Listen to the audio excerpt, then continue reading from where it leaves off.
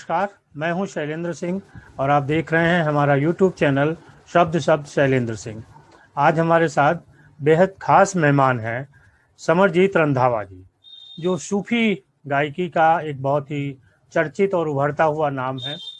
आपका एक जो सॉन्ग है चढ़ दे सूरज, आजकल लोगों को दिलों में बसा हुआ है, लाखों लोग उसको देख रहे हैं। तो आज हम बात करेंगे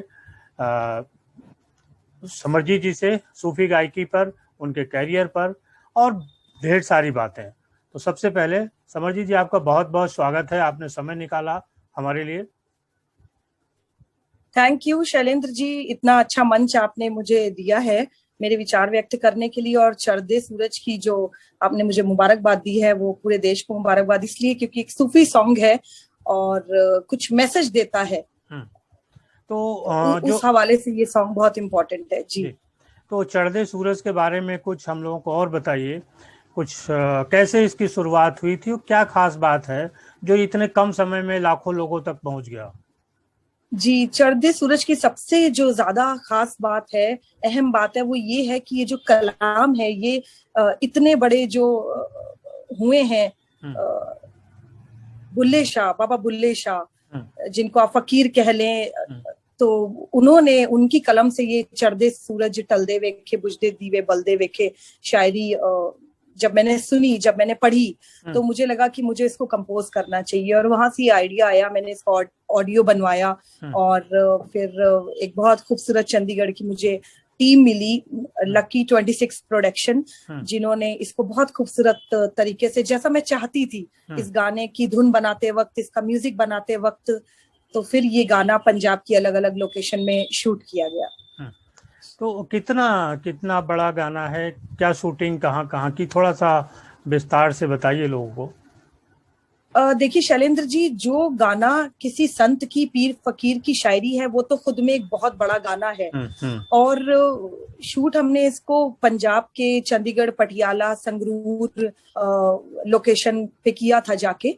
और मतलब जबरदस्त एक्सपीरियंस रहा जब इसका ऑडियो बनाया प्रियांक ने, जो कि अजमेर से बिलोंग करते हैं। तो मैं अजमेर शरीफ गई थी माथा टेकने कुछ साल पहले। वहां पे फिर ऐसे हुआ कि चलिए आपके स्टूडियो में एक सॉन्ग रिकॉर्ड करते हैं। तो आप ये सोचिए कि जो गाना मैंने एज अ डेमो रिकॉर्ड करा था, चढ़ दे सूरज को मैंने फाइनल रिकॉर्ड किया ही नहीं। ये जो अभी भारत सुन रहा है इसको, कुछ लोग सुन रहे हैं इसको, आप सब लोग, और इतना प्यार दे रहे हैं, तो ये गाना फाइनल रिकॉर्ड करने की नौबत ही नहीं आई, क्योंकि वो पहले ही टेक में इतना सुंदर हो गया। फिर सबने यही बोला कि नहीं, अभी दोबारा इसको गाने की आपको जरूरत ही नहीं है। तो ये आपके जो आवाज है उसके जादू का कमाल है। जी, बस ये शायरी का कमाल है, ब्यूटीफुल कॉम्पोजिशन जो हो जाती है मेरे से अक्सर, ये उसका कमाल है। तो आपका सूफी गायकी की तरफ कैसे बढ़ना हुआ? क्या कोई परिवार में ऐसा था जहां से प्रेरणा मिली, या आपके दिल से ये चीजें शुरू हुई? शैलेंद्र जी, मैं हमेशा अपने हर एक इंटरव्यू में ये बोलती हूँ कि सूफी को मैं चुनूं, इतनी मेरी तो औकात है नहीं, और सूफी म्यूजिक ने मुझे चुना है। क्योंकि सूफी म्यूजिक गाने वाले जितने भी आर्टिस्ट आप देखेंगे, हिंदुस्तान या बाहर जितने भी देखेंगे, वो बेसिकली कहीं ना कहीं बहुत ज्यादा जज्बाती आपको मिलेंगे, बहुत ज्यादा ह्यूमैनिटी से कनेक्ट लोग होते हैं। तो फिर ईश्वर चुनता है ऐसे लोगों को, क्योंकि सूफी म्यूजिक की जो सबसे पहली रिक्वायरमेंट है वो खुले आवाज की गायकी है। और जिस घराने से, रामपुर से एसवान घराने से मैं ताल्लुक रखती हूँ, वहां पे जो मेजर उनका एक गुण है उस घराने का, वो यही है कि खुली आवाज की गायकी। तो मैं बहुत एक तो शुक्रिया अदा करूंगी मेरे उस्ताद अफजाल हुसैन खान निजामी साहब का, जिन्होंने मुझे अपना शागिर्द किया। और जी, बहुत बहुत बेहतरीन सिखाते हैं वो, और जबरदस्त उन्होंने मुझे मानवता के बारे में भी कई सारे चैप्टर सिखाए संगीत सिखाने के दौरान। और दूसरा, मेरे घर में जो मेरे पेरेंट्स हैं, मेरे मदर फादर, वो अच्छा गाते हैं, इसमें कोई शक नहीं है, लेकिन प्रोफेशनल नहीं गाते हैं। और शुरू से जो मेरे घर का एक माहौल था, दान धर्म और सबकी मदद करना, तो फिर वहां से मुझे लगता है कि ये जो एक बीज पड़ा मेरे अंदर भी उन्हीं सारी चीजों को करने के लिए। और जब मैं बंबई गई तो शिक्षा की तो एक ताकत थी ही मेरे पास, और उसके साथ साथ जो मेरा एक दृढ़ विश्वास था उस ऊपर वाले पे कि अभी मैं तुम्हारे भरोसे आई हूँ मुंबई, और बंबई एक ऐसा शहर है जहाँ पे अगर आप किसी को भी नहीं जानते तो आप सोच नहीं सकते कि आपको वहां पे जाके स्ट्रगल करेंगे आप। तो फिर उस दौर में मुझे इतने अच्छे अच्छे लोगों का सहारा मिला, इतने अच्छे अच्छे लोगों से मेरी जान पहचान बढ़ी। पंडित हरि प्रसाद चौरसिया जैसे मेस्ट्रो जो हैं, उन लोगों ने मुझे बहुत अप्रिशिएट करा, अपनी बेटी की तरह प्यार किया, अपने गुरुकुल में मुझे एज अ टीचर अपॉइंट किया। तो फिर उस ईश्वर पे मेरा एक विश्वास बहुत ज्यादा बढ़ता गया। बस है कि गायकी में संघर्ष भी, स्ट्रगल भी लोगों को बहुत करना पड़ता है, तब कहीं जाके एक मुकाम हासिल होता है। आपका क्या अनुभव रहा है, किस टाइप से एक संघर्ष का जीवन रहा है? शैलेंद्र जी, मुझे ऐसा लगता है कि अगर आपके जीवन में संघर्ष नहीं है तो बहुत नीरस हो जाएगा। क्योंकि जब आप संघर्ष करते हो तो आपको एक आस तो रहती है 100% कि आप इस मकाम पे पहुंचेंगे, तब आप अपने ड्रीम्स जिएंगे, तब आप ऐसा जीवन जिएंगे। तो वो जो आस है वो आपके अंदर इतनी ज्यादा स्फूर्ति रखती है, इतनी ज्यादा आपको इंथुजियाज्म आपके अंदर बनाए रखती है कि वो संघर्ष से आपको प्यार हो जाता है। और मुझे लगता है कि जिस किसी के जीवन में संघर्ष है वो तो एंजॉय करे तो ज्यादा अच्छा होगा। और वो कहते हैं ना, गाना हंसते हंसते कट जाए रास्ते, तो वैसे ही होता है। और दूसरी जो चीज आपने कही गायकी के क्षेत्र में, तो मैं थोड़ा सा बोलूंगी आपके चैनल और आपके माध्यम से कि हर क्षेत्र में जहां जहां जिसने संघर्ष किया है, तो फिर वो संघर्ष करके ही विराट कोहली और धोनी और सचिन जी और लता जी और अमिताभ बच्चन निकले हैं। तो गायकी फील्ड की तो क्या ही बात है।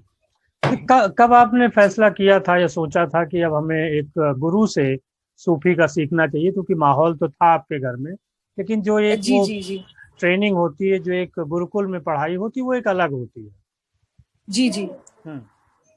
तो मैं थोड़ा सा आपको ये बताना चाहती हूँ कि मैंने सूफी म्यूजिक सीखा ही नहीं है। अच्छा। कैसे कॉम्पोजिशन कर लेते हैं ये मैंने कभी नहीं सीखा। उस्ताद जी को जब आज से कुछ 20 वर्ष हो गए, मैंने पहले उनको उससे भी ज्यादा ही हो गया होगा, जब मैंने गंडा बंधवाया था उनसे, तो उन्होंने शास्त्रीय संगीत सिखाया।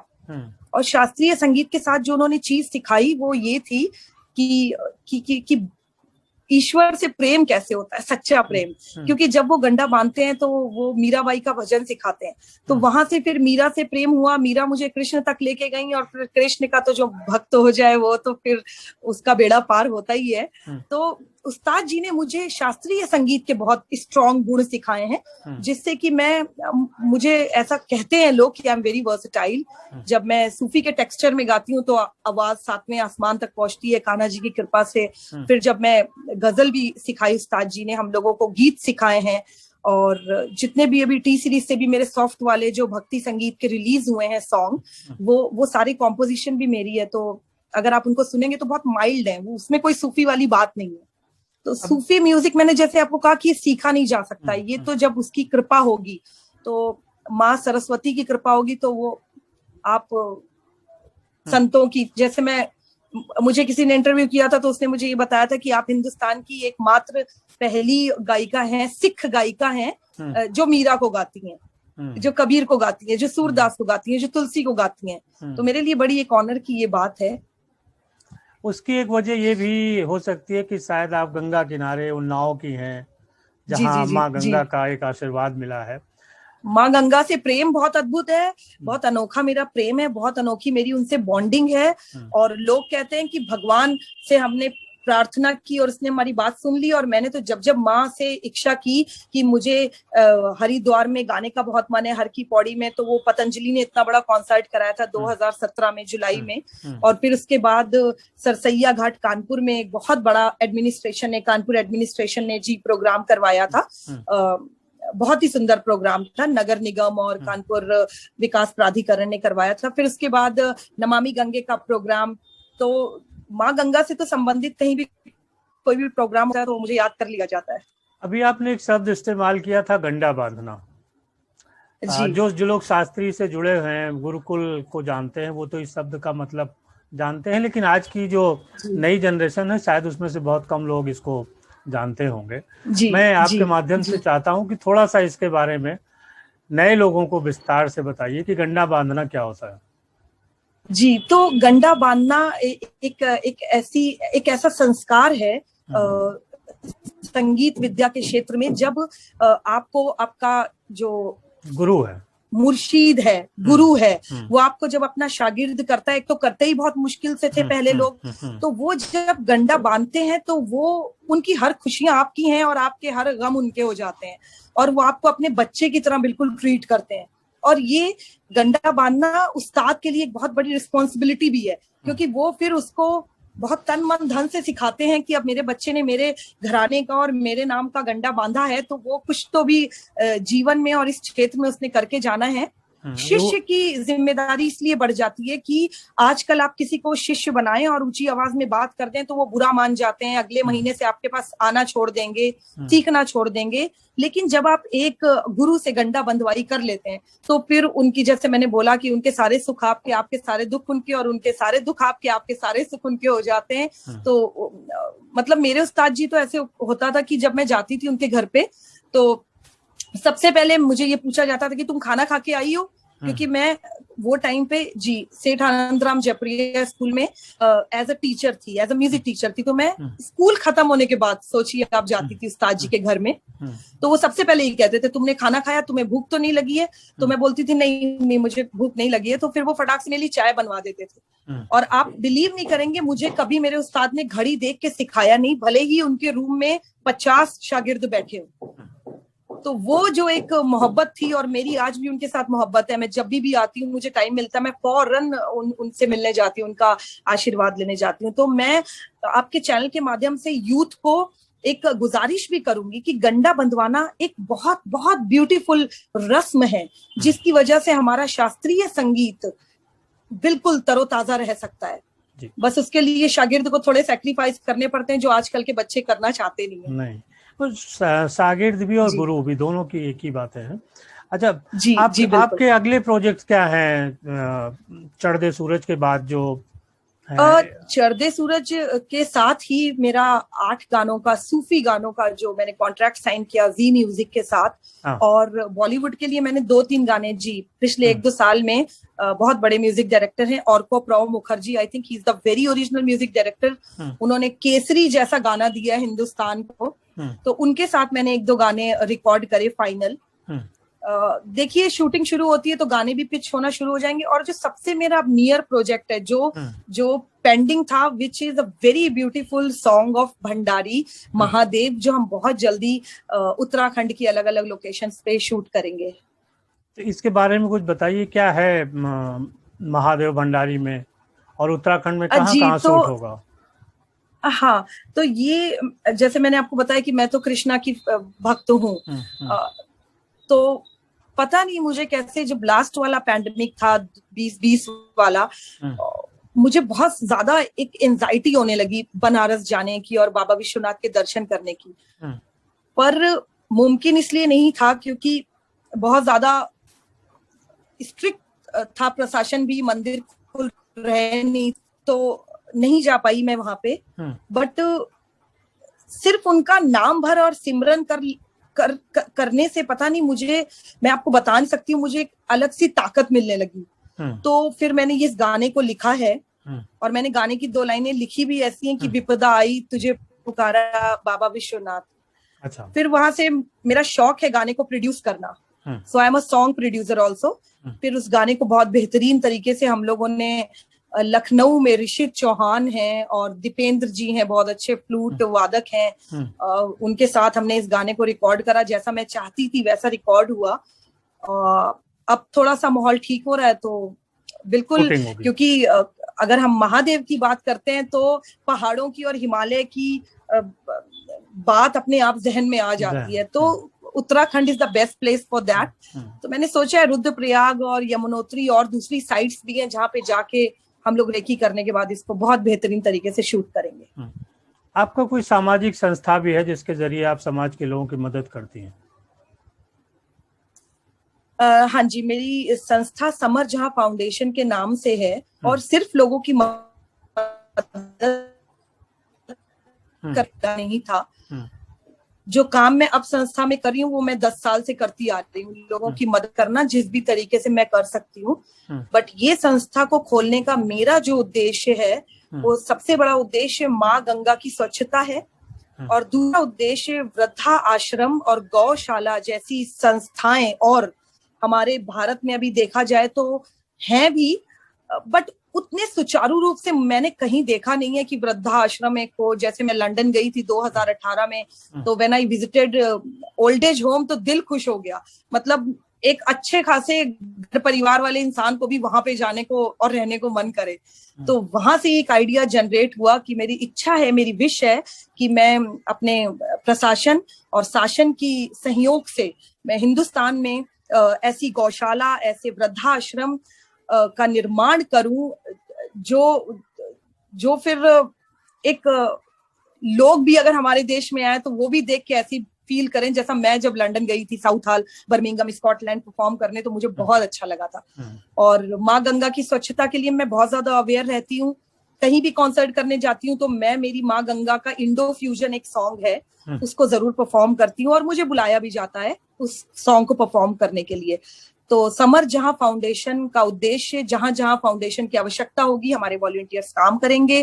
पैंडेमिक में भी हम लोगों ने बहुत काम किया, और 2020 से सितंबर से हम लोगों ने ये सोचा कि अभी बहुत राशन हम लोगों ने बांट दिया, सब कुछ कर दिया, बट जो अंडर प्रिविलेज्ड बच्चे हैं शैलेंद्र जी, जो ऑनलाइन से पढ़ाई करना तो एक सपना है, क्योंकि उनके पास तो अच्छे वाले फोन भी नहीं है। तो तब फिर मैं खुद यहाँ पे जो आसपास 8-10 बस्तियों में गई हूँ, और निरंतर 50 बच्चों को हम लोग अभी तक लास्ट मंथ तक भी बिल्कुल प्रॉपर तरीके से पढ़ा रहे थे। तो उनको हम लोगों ने जो पढ़ाया है और उनको हम लोग 8-9 महीने में जिस स्तर पे लेके आएंगे, तो खुद एक गर्व फील होता है कि अच्छा किया संस्था ने काम। क्योंकि कभी कभी ऐसा होता है कि आपके पास धन भी है, आपके पास स्रोत भी है, लेकिन आप बाहर निकल के खुले रूप से कुछ कर नहीं सकते हो। तो वहां पे फिर मैंने इस चीज को इम्पोर्टेंस दी कि अभी बच्चों पे थोड़ा सा फोकस किया जाए, और उन बच्चों पे हमने फिर ये डिसीजन लिया शैलेंद्र जी कि जो मेरे बच्चे अच्छे निकल रहे हैं, फोकस निकल रहे हैं, जिनके पेरेंट्स बस्तियों वाले हमको सपोर्ट कर रहे हैं, अपने बच्चों को सपोर्ट कर रहे हैं, उनकी पढ़ाई का जिम्मा समर जहां फाउंडेशन कंप्लीट उठाने वाली है। बहुत अच्छा।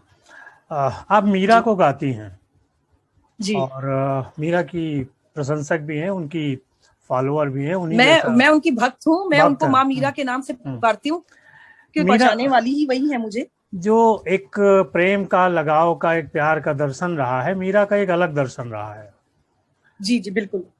आप उसको कैसे लोगों तक पहुंचाना चाहती है? अगर आज के लोगों को बताना हो कि मीरा का क्या दर्शन था, नए लोगों को सरल शब्दों में कैसे बता सकती हैं? मैं सरल शब्दों में ऐसे ही बताऊंगी कि भक्त शिरोमणि मीराबाई, जिसको साक्षात कान्हा जी के दर्शन होते थे, जो खुद अपने हाथों से कान्हा जी को दूध पिलाती थी। कान्हा जी उनके लिए सांप बिच्छुओं की माला को नौलखा हार बना देते थे, और विष के प्याले को अमृत का प्याला कर देते थे। वो सिर्फ एक ही वजह से होता था, मीराबाई का 100% कान्हा जी पे ट्रस्ट। तो मैं आपके चैनल और आपके इतने ब्यूटीफुल, इतने खूबसूरत और जागरूक करने वाले इंटरव्यू के माध्यम से यही बोलूंगी पूरी जनता को कि जो भी आपका आराध्य है, आप दरगाह में जा रहे हैं, आप मंदिर जा रहे हैं, आप मस्जिद जा रहे हैं, 100% बिलीव रखिए उनके ऊपर, इधर उधर भटकिए नहीं। और बाईसा से जो एक बात मैंने भी सीखी है वो यही है कि सावरियो घटमाई रे, रमैयो घटमा, तने कठे ढूंढवा जाऊं रे। तो मीरा बहुत सरल है, और मीरा की आंखों से आप देखिए तो आपको कान्हा भी बहुत सरल लगेंगे, और आपको अपनी भक्ति बहुत आसान लगने लगेगी। इसलिए डे 1 से शैलेंद्र जी मैंने अपने आप को 100% कान्हा को सौंप दिया था। मैं दरगाह में भी जाके गा के आई हूँ, मैं हर जगह गाती हूँ, गुरुद्वारों में भी मैंने कीर्तन बड़े बड़े गाए हैं। दिमाग में बस यही रहता है कि जो कुछ है सब तेरा है, हम कुछ भी नहीं है, कर्म की कमाई करते रहो इंसान रूप में। यही मीरा से सीखा, और यही दूसरे संत भी हमें सिखाते हैं। तो मॉरल ऑफ द स्टोरी की अपनी अपनी भक्ति को बहुत सरल रखो, कॉम्प्लिकेटेड मत करो, और इधर उधर भागो नहीं बार बार। जिसको तुमने मन से चुन लिया बस उसी को समर्पित हो जाए, वो तुमको सब कुछ दे देगा, सब कुछ। तो यही आज की हमारी बातचीत है समर जी के साथ, और अलग अलग मुद्दों पे हम फिर बात करेंगे। जब ये महादेव की शूटिंग वापस करके आएंगी तो उसके बारे में हम लोग फिर से बात करेंगे। समरजीत, बहुत शुक्रिया आपका, आपने हमें समय दिया, और सभी साथियों आपका भी बहुत शुक्रिया। हम दोबारा समरजीत को बुलाएंगे और फिर एक बार ढेर सारी बातें करेंगे। आप सभी का बहुत शुक्रिया। Thank you once again.